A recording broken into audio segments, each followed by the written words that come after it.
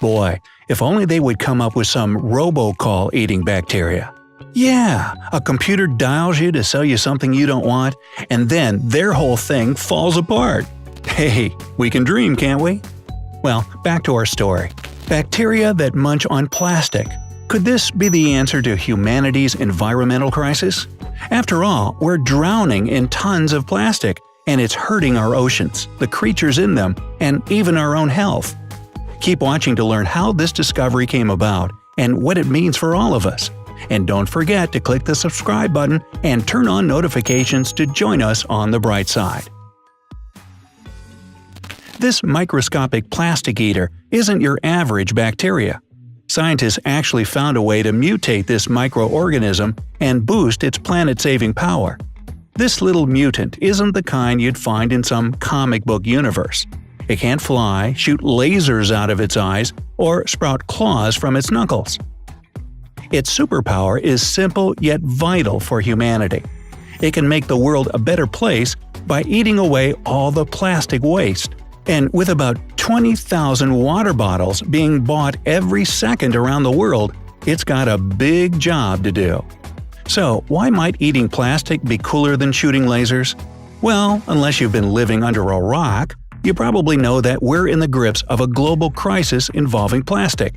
You see, plastic is the reason why millions of oceanic life die each year. A staggering 19 billion, that's billion with a B, pounds of plastic end up in our oceans every year.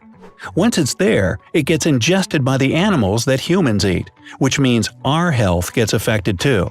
That's just how the food chain works. You are what you eat, right? Boy, if that's right, then I've become a chocolate chip cookie. Anyways, if you love fish, shrimp, or lobster, just know that a world without seafood is a real possibility if things don't change. Plastic can disrupt ecosystems and create more and more areas where nothing can survive. We don't feel the urgency of the situation because we don't see it every day. If you look outside your window, the street might look clean and there's probably no trash in sight. But the facts show that the Earth is drowning in tons of plastic, 9.1 billion tons to be exact. Where did all that plastic come from? Well, everyone contributes to it. How many water bottles have you used in your life? What about trash bags, plastic utensils, soda bottles, detergents, body lotion? Boy, when you think about it, so many things come in plastic containers. To be fair, plastic really is a convenient material. It's so much easier to put your sandwich in a Ziploc bag than in a container you'll have to wash later. It's easy to get plastic grocery bags at the store instead of packing reusable ones. To drink from a single-use water bottle when you're out and about instead of toting your own around. And to host a party using plastic plates and utensils instead of washing dinnerware for a ton of people later on. It's also super cheap and lightweight, so it's no wonder plastic is used so much. Plastic is all around us, and get this, it's even inside of us. Yep, plastic is used so extensively that it's been found in human stool. Chances are that you, no matter where you are in the world, are probably pooping out plastic. In fact, there's probably plastic sitting in your gut right now. Plastic is taking over the world. First it was the oceans, then marine life, and now the human body. One of the biggest problems is that plastic takes years and years to biodegrade. The plastic bottle you drank water from will actually outlive you by a long shot. It takes around 400 years for some types of plastic to fully biodegrade, like the ones used in water and soda bottles. As for those seemingly flimsy little plastic straws you drink from, they take about 200 years to break down completely. Now you can see the urgency of the situation. The waste keeps on building up, and it's not going anywhere for hundreds of years. That's why the discovery of this bacteria is so important. It all started with several diligent Japanese researchers who spent 5 years digging through piles of garbage. Yep, 5 years, knee-deep in trash, all in the name of science. And to save the world, of course. In the piles of waste, they discovered a strand of bacteria that's evolved to eat a particular type of plastic, called polyethylene terephthalate. Boy, that's a mouthful. Commonly known as PET or peat. If there's a water bottle in your house right now, look at the bottom label, and you'll probably see that it's made of peat. The Japanese researchers' findings were published in the journal Science. According to them, the bacteria could break the plastic down into smaller pieces, but not fully eat it away. It took about 6 weeks for the bacteria to eat through a thin layer of plastic.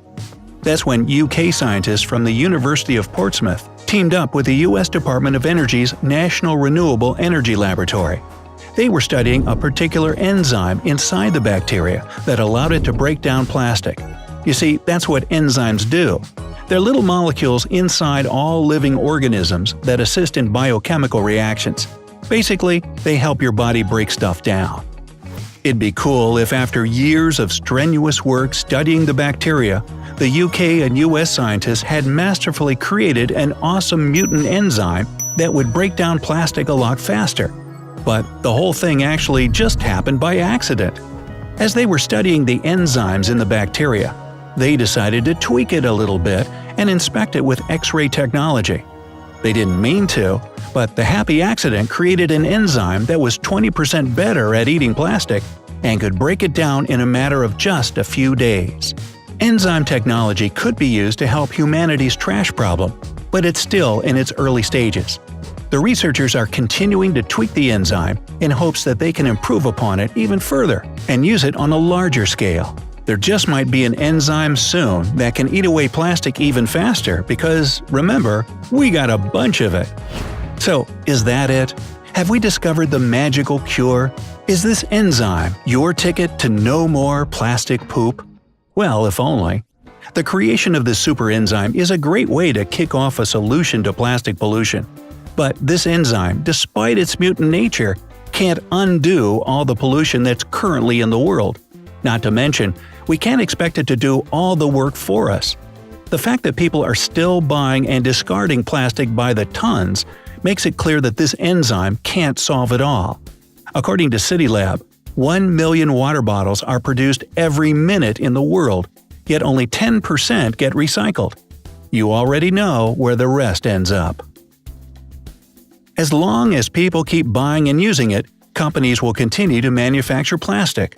The cycle will keep on going until the consumer is willing to break it. That's how prevention plays a big role. The mutant enzyme needs your help. Cue the heroic music. Aid the mutant enzyme in its goal to rid the world of plastic by avoiding using it so much. Hey, it might be a little inconvenient at first. You might spend a bit of money, but you'll be reducing your environmental footprint tenfold and create a better world because of that.